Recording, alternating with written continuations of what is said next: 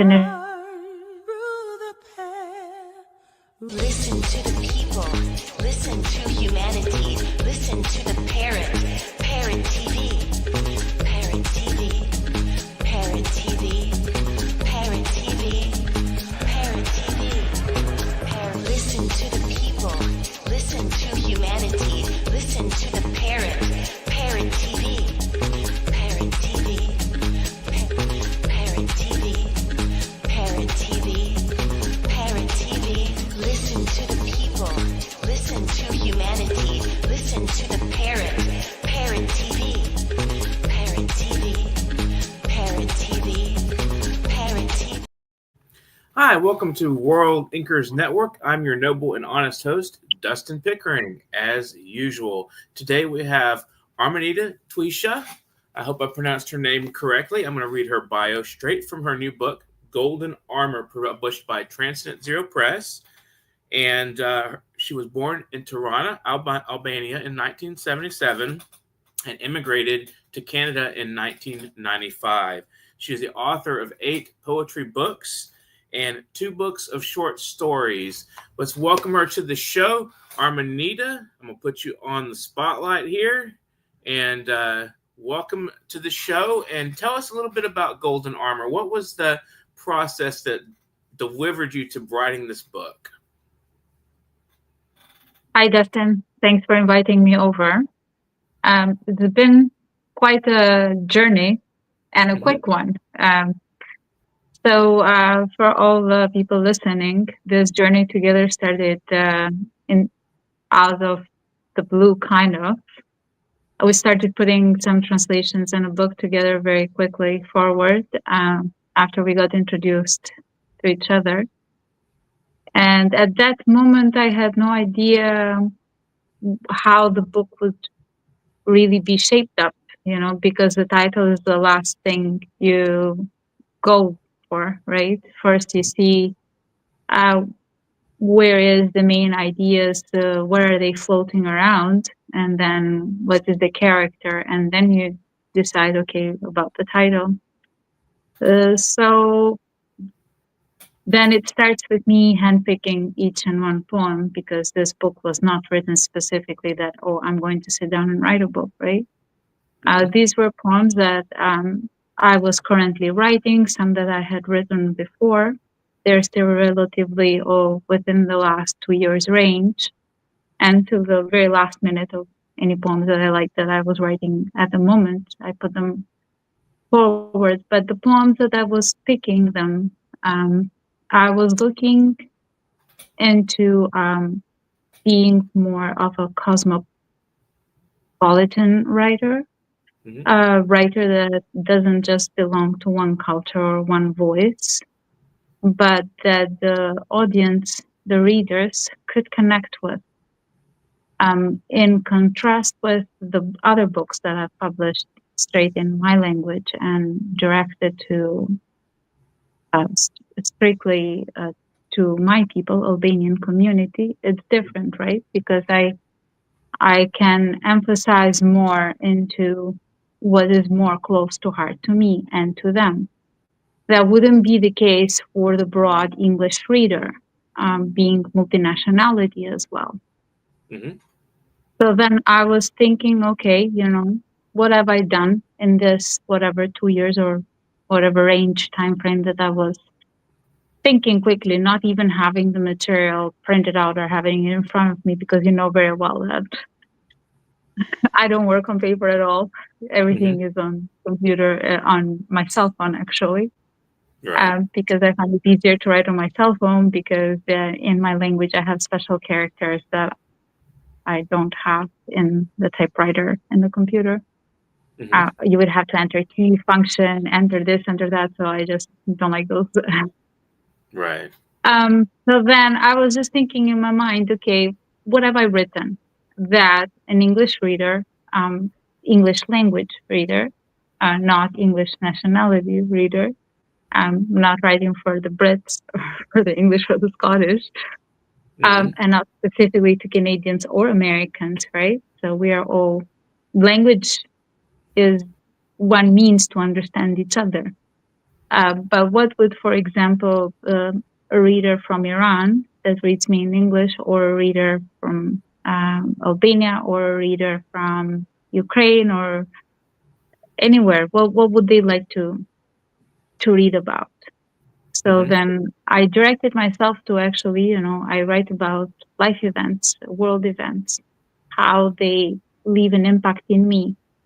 So those were the poems that I quickly picked up, and put those in the spot first. And So then, of tell me course, about this title. love. The title is really interesting. How does that relate to the kind of cosmopolitan nature and the Uh, themes that you chose? so you know very well that after we put this book together, and I forwarded you one image, and I said, Dustin, how would you like this image? The reason why I picked that image was because there is one poem in the book, right? And it's called Some Peace. And the poem is about, referring to Athena coming out of Zeus' head. And, the ancient myth that Zeus was foretold by an oracle that the next offspring that he would bear would actually take him out of the throne, bring him down of the throne. He had done the same thing to his father Uranus, and he was afraid that the same thing actually was going to come true to him. And to prevent this from happening, he decided that he was not going to bring this child to life, but he was going to keep this child inside his brain. He didn't know that it was not a male, that it was actually a female child. And she got busy in there, and she prepared her golden armor, and all the racket, the noise that she was making preparing her golden armor drove Zeus crazy, and he went and asked for help to get this child finally out of his head. So the image is Athena coming out of his head. Now, in relation with my poem, I'm talking about all the women that are still trying to free themselves, to live the lives that they're intended by destiny to live, right? And by their own willpower. And I talk about how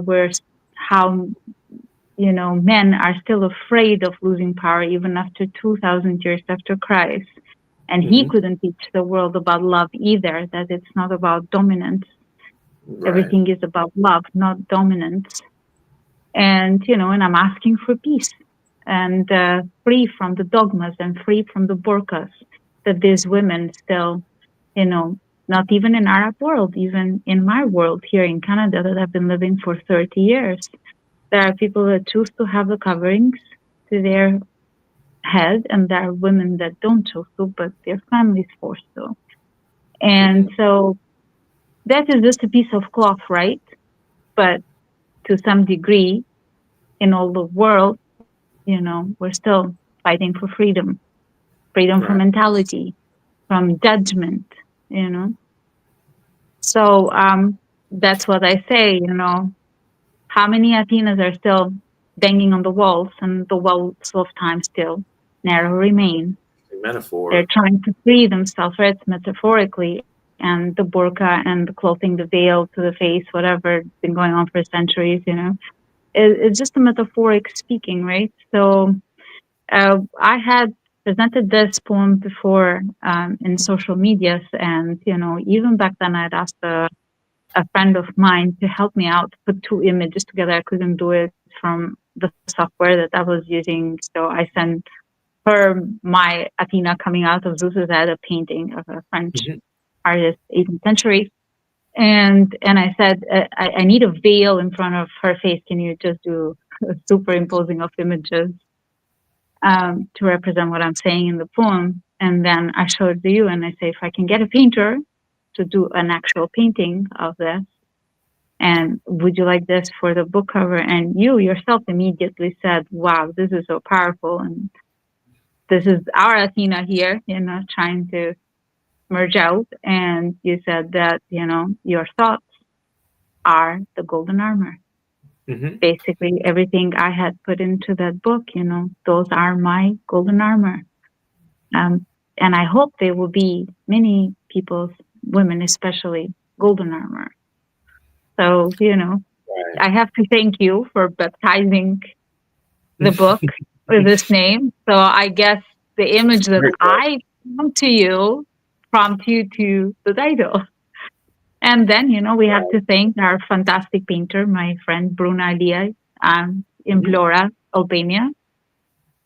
I showed her what I wanted. I sent her the poem because she always, when she works on some art, she likes to understand more the psychology behind.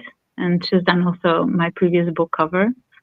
So she usually likes to read the material, be a little bit under my skin as a writer, and then portray that in her painting. So, it's a thought process that started in Vancouver, landed you in Texas, and then, had all the finishing touches done in Albania. I think it doesn't get more international than this.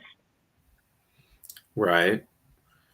So do you find that myth in general is a template, or more of like does it inform your writing in some way, or do world events play more a part, or is it just your emotions? How do you construct a poem, or do you even think about it? Does it just happen? Usually I have one principal thought when I write something, right? And then I invest myself in how I'm going to transform this poetically, metaphorically, and all that. But usually it's just one main idea. And then you're just choosing your tools to accomplish that. For me, mythology is very powerful still. I think there is so much history, real history, layered underneath mythology. So I look back to it as a thought process and reflection. This myth about Athena, for example, she is the goddess of war and justice, not creating war, but keeping peace and justice, keeping reason, right? So before drawing the weapon, you draw to the reason. You ask yourself, is this right? And what would be the outcome, the consequences, and all that, right? So I like to investigate more and more into the old myths, as I think, not just the historical fact, right? But there is a lot of philosophy layered underneath that. And they have survived so long to teach us something. There is great wisdom in there. Right. They were changing the myths so that to survive, right? This is how legend survives. You empower it, you invest it a little, dress it up with so many layers, right?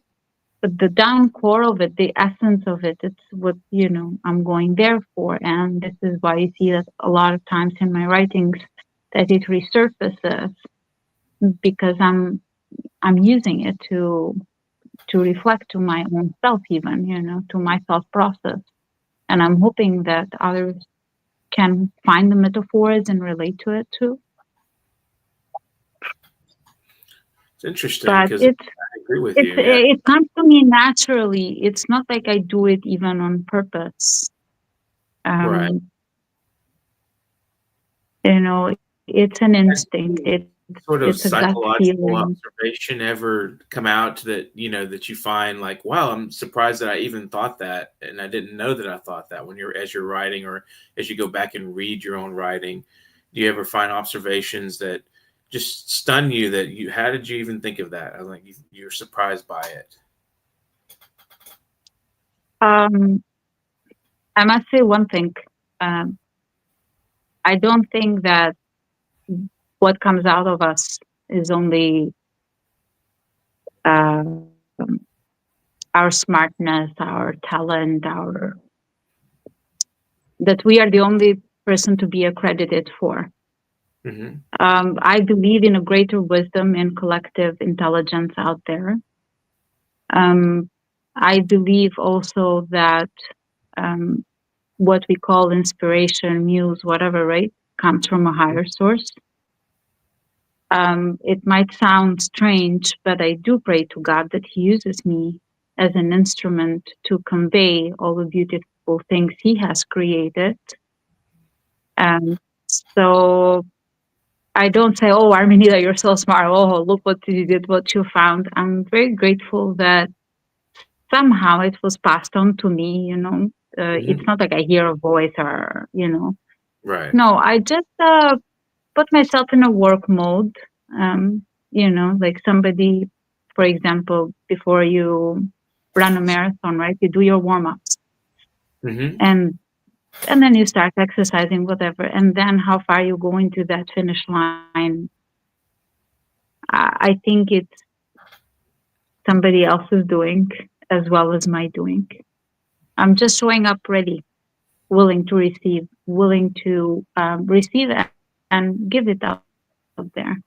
This is also another reason why I'm not the kind of person that holds the writing. So make the book to sell the book. If the book doesn't sell, then why am I going to bring it out for you? You see that pretty much everything I write instantaneously goes and makes it out there, because as much as it is nice to make money, my goal is beyond the money.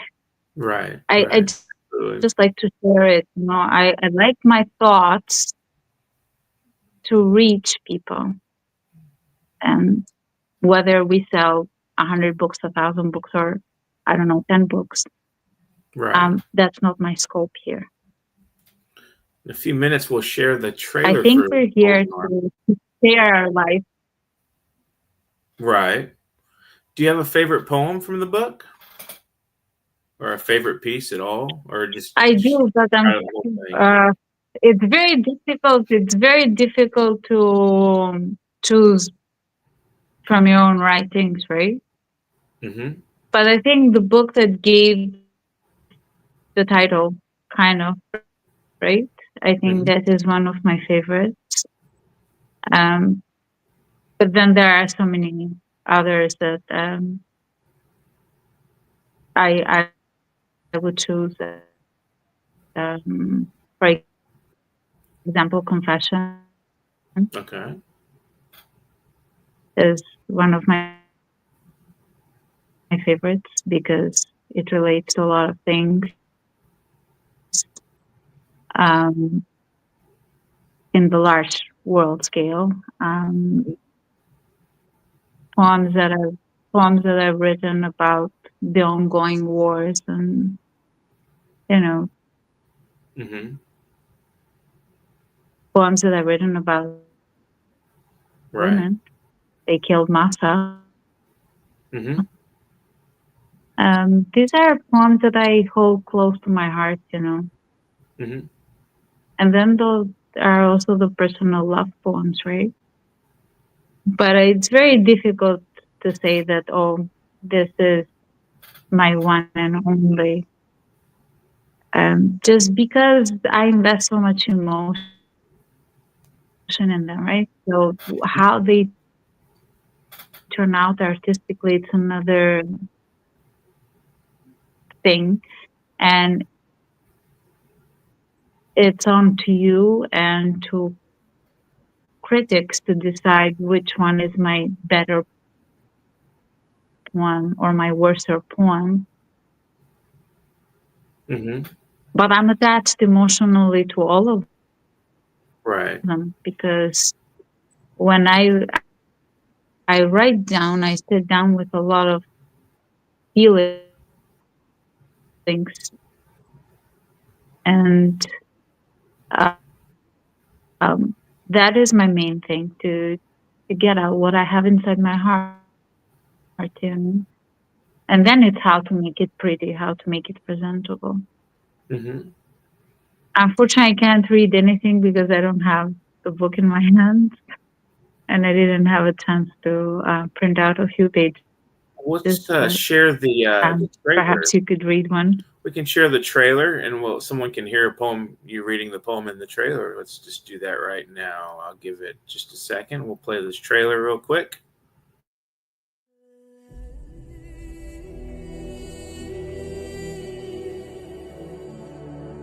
Are you able to hear me or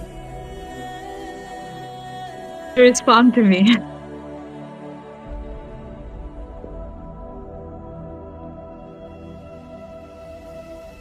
Okay.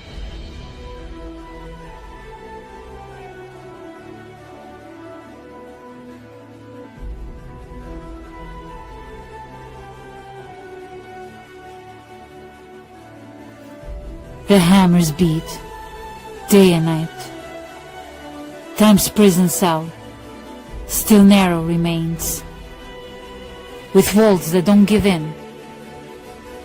How many Athenas try to beat them down with their bloody fists? Prisons of hijabs and dogmas, Zeuses that even 2000 years after Christ fear losing power. Even he couldn't teach the world about love. The hammers beat, day and night. Time's prison cell, still narrow. Take me, my love, take me. I'm so tired of this raging war.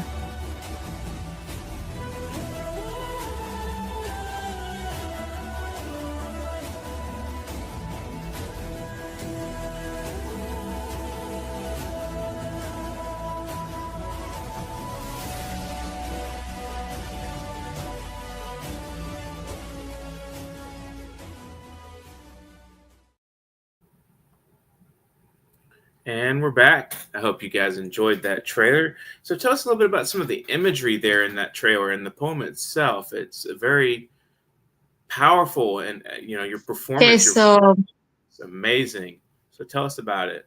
intense. Absolutely.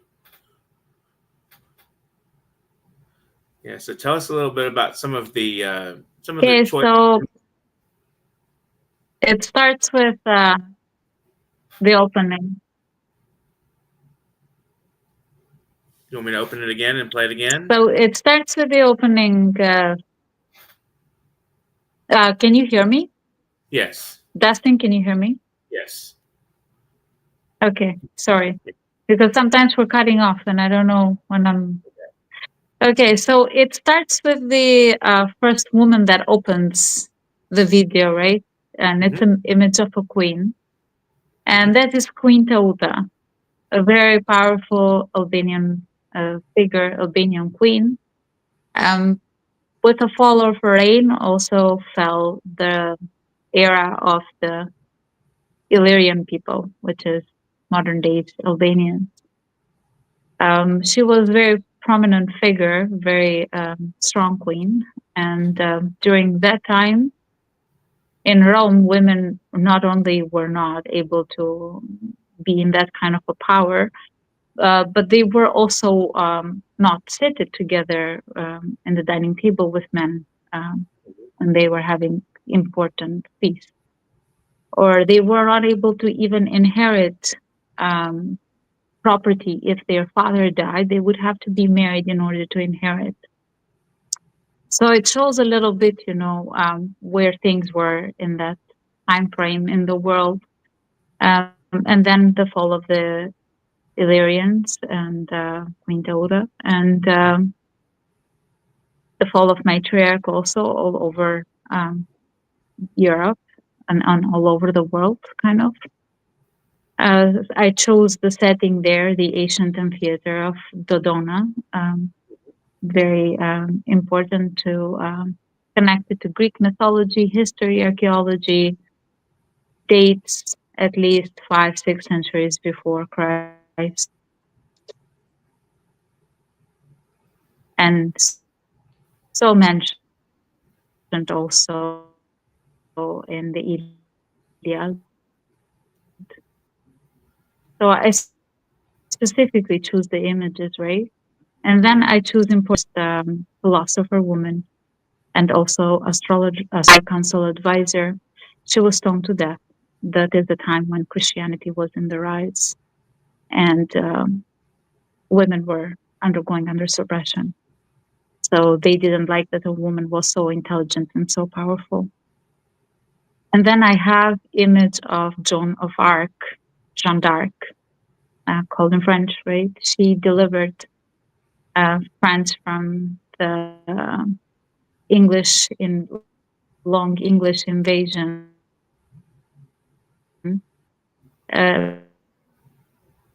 And yet, she was burnt in the stake for witchcraft, whatever, because she was power to lead the army success after success, a woman, a girl, 18 years old, right? So she was accused of witchcraft and dealing with the devil, whatever, did these high performances. Now she's a saint, right? The Roman Church declared her a saint after centuries after her death.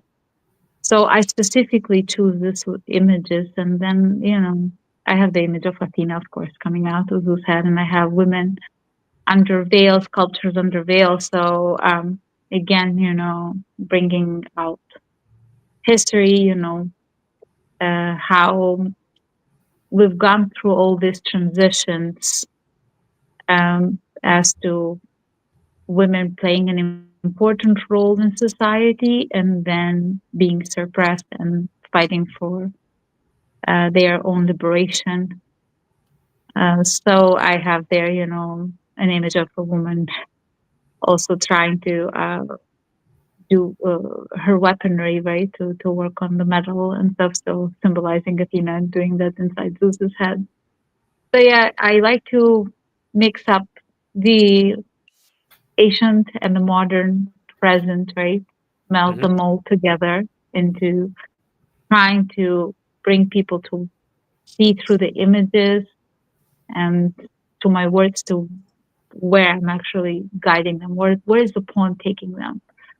So the trailer itself is like a mini film, right? A short film, but Right. not just conveying this poem by itself, but conveying the main idea of the book, so that they will have an idea what are they going to expect reading this book. Is it going to be just yeah. So it's just has said Albania has prevailed throughout a very troubled time in history. Does your work reflect its struggle in any way? Your native country's resilience. Yes, you have the poem for Kosovo against the genocide, right? You have even most current poems, Confession, that involve the illegal immigrants trying to seek asylum in England and the FBI corrupt agents and me missing my loved one and being in the other side of the world because this is what it has done to us. 1 million people have fled the country or more. And Albania was not that big to start with. In 1991, we only were 3.5 million people. And due to the corrupt politics that we have been undergoing since after the fall of communism, instead of things getting better, they are looking better on the outside, but not on the inside. Otherwise, 1 million people would not have left the country, and they're still leaving the country. So this is what you'll find in the poems of homesickness and love, missing, and or even the poem about not being there for your own parents and stuff, right? So, or even poems like Lack of Freedom, for example. It's for people that know a little bit about mentality, history, and all that, right? They will understand what I'm talking about when I say, since you cannot hold me in your arms, you just play with the surrendered piece of strength, because they don't love in this country. They don't like a man that drowns in a woman's eyes. They grow up pretending to be tough. These are all scars, right? Like, poems like Suppressed Childhoods, for example, speaks of the struggle, becoming a man before you had the chance even to grow up, time forcing you to grow up. The civil wars forcing you to grow up. Albania did go under a civil war in 1997 with the pyramid schemes. So the people that know how to read through the lines will find know what I'm talking about. So, do you have plans for a future publication, a new poetry book, fiction, anything coming out anytime soon? For me, plans sometimes shape up themselves. I don't do much, and things turn around and happen. Currently working on translations of some of those short stories, still trying to write new ones, moving forward, instead of holding myself back because I have to finish this or that project, right? I don't want to stop myself from creativity. And I think in English, what should come out first would be a short story so that I can represent myself to the English readers also as a prosaic writer. But that doesn't mean that I'm not preparing more new poems that are going to be the next poetry book. But I think I should put one forward, right? And that will be the short stories. In the meantime, nobody stops me when I'm writing in Albanian and publishing straight in my own language in Albania. So I do have projects that have been undergoing, publishing houses' hands and stuff. So it depends if they're going to work a little quicker or not to release those projects that I've handed out a long time ago to them. So I do not know who's going to be the finish line, is all I'm trying to say. Will it be a publication in Albanian beating up the line, or would it be a publication coming out in English first? Well, I'm thinking probably in a year is where I actually like to represent my short stories in English. Excellent. And I think that sounds reasonable. Viewer says, thank you so much, Armenida, for sharing your great poetic insights with us. Thank you for listening. So, what would you like to leave our readers and listeners with out there as a piece of advice, or any pieces of advice for people in, maybe struggling with their writing or trying to find publishers? Anything you want to say to the audience on those fronts? First, the advice for the writers is what I mostly insist on is to write from the heart. Don't write just for the sake of writing, right? If you cannot relate to it, if you cannot feel it under your skin, if it doesn't make your heart move, it's not going to make anybody heart beat. So that is, especially in poetry, that is so needed. It has to be personal. You cannot write on thin air. You cannot write on a third person based. You have to take it from your own heart and write it out. Prose is different. You actually have a plot in your mind. You have your lines, your storylines, what you want to write about.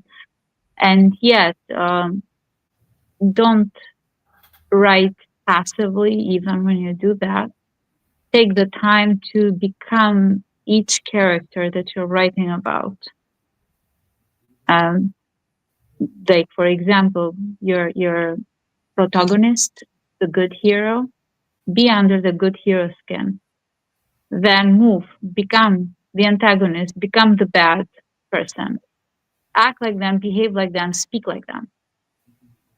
You cannot do it from your good side of the nature that you have, right?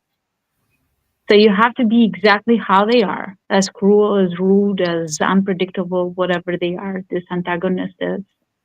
And, keep it real out there. People like to read real things, not something like how it would be in futuristic or, how it was 200 years ago.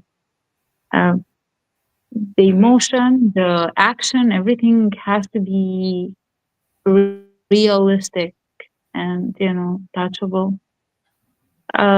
So, for me, sit down and just work with your writing and be happy with your writing. Don't sit down to think that you're actually working towards a book, because then it will become like a chore.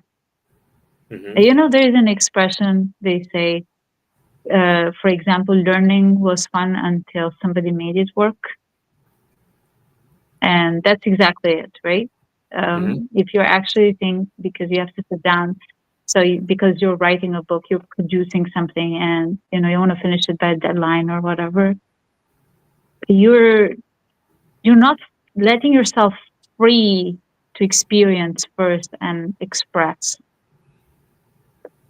Just write, and then later on think, how you're gonna put it in a book. If it's poetry, right? Which poems are going to go in, which poems are going to stay out. Or if it's even prose, right? I don't know. If you're writing a novel, it's a different thing. You're writing to just have it finished and revisit it and see how happy you are with it. And then publishing companies and all this is the very last thing you think of. And that is a struggle. We all know that. It's very difficult to have publishing companies, especially in the West, to respond to you. They receive 1,000 emails minimum a year. So it's like winning the lottery. If they're going to read your email or it's going to go into spam, they're not even going to see it. They don't respond. So we're like ghosts, right? So that doesn't mean that I'm saying to people, don't try. Right. Try, send your 10, 100 emails, whatever strength you have. But don't limit yourself there, and don't stand behind a closed door and thinking, oh, why am I going to write? Because nobody opens the doors. I've knocked in so many publishing companies, the virtual doors, right? Because it would be so nice to actually go and knock on an actual door, because, you can hope that they'll hear and somebody will open it. And out of curiosity, they might listen to you. But these are all virtual. This is the world of virtuality where we live. And it's unfortunate, but we can't let this take us down, break us down. Write the book, try and see who are your publishers, see if you can get a big publisher that will be winning 649 lottery. That doesn't happen. Then go to independent publishers, go to smaller publishers, just get it out there. Eventually, as long as you have the book out, the book will find a place, will find a shelf, will find a library. But if you stop just because a publishing company didn't respond, you'll never have that chance of actually, having a book start a journey. So this is my advice, try independent publishers, try World Inkers, Dustin Pickering, each book has its own destiny. And I strongly believe that, if this book, Golden Armor, is destined to do well out there, it will do well. That doesn't mean I'm not going to do my work and you're not going to do your work as publisher, right? We're all trying to do our work. But I believe in a higher orchestration out there, It starts with the seeds we plant. We water them, we take care of them. And then, we let God do the rest. He's the big sun. He's the provider. He brings the clouds. He knows how much rain, He knows how much sun. He knows when it's going to be time. So don't worry about those things. As long as you're diligent in doing your work, it will come out one way or another. Would you like to share any thank yous or shout outs to anybody maybe viewing? Oh, I have so many thank yous, and it starts with the people that read me every day, and I cannot name them, right? Because without them supporting me every day, I think I would dry out. Because when you don't get positive feedback for things you share, you give from yourself, you will lose interest after a while, right? Say that, oh, maybe it's either it doesn't interest them or my work is so bad. So either way, it starts affecting you, right? So I'm very thankful that I have followers. I'm very thankful that there are people there that read me and support me every day. I'm very thankful of people that do little things for me Like sometimes they share my poetry, they share the links, or somebody recites my poems, or somebody makes a video. These are all people that, like the book, right? People sharing the link, or the people, that even help me out, with the designing of the book. So great thank you, of course, goes to Bruna, Dia, and Laura for, coming up with the painting for me. And also to you, Dustin Pickering, for baptizing, working with me very patiently, editing and all that. A big thank you to all the people that wrote the reviews.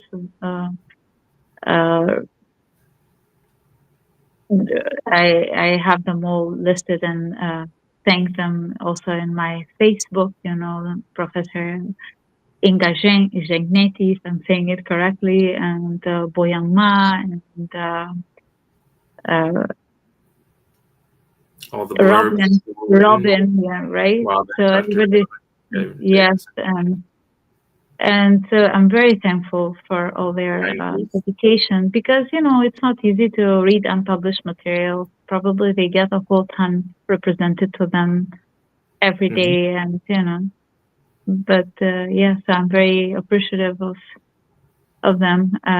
Appreciative of even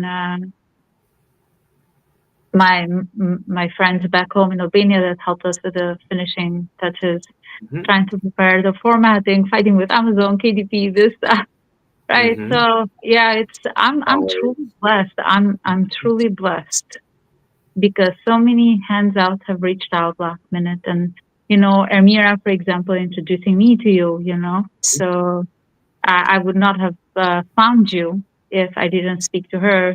She sent me an invitation on Facebook because we were in the same group that we were mentioned from an anthology, Albanian female poetry. So yeah, I mean, destiny plays a hand in all this, but I'm thankful that people respond, that people say yes, and they reach out and they help me out. So I'm very grateful. Well, thanks for being on the show today. I hope everyone will take a look at the links and buy this book. And they can also watch more trailers on YouTube. On her YouTube channel. We'll provide that as well with future on my page, Dustin Pickering. And I want to thank our viewers. Please subscribe to our channel. And if you want to get in touch with me, Dustin Pickering, publication.worldinkers@gmail.com. If you want to be a guest on the show, or you have a poem or essay or press release you want to share, literary related news, please send it my way, and I will try to get it up on our website at worldinkers.com. Thanks for watching today, everybody. And I hope everyone has a great day. And get to writing. You know the rules. Take care. Have a great afternoon and great evening. Listen to the people. Listen to humanity. Listen to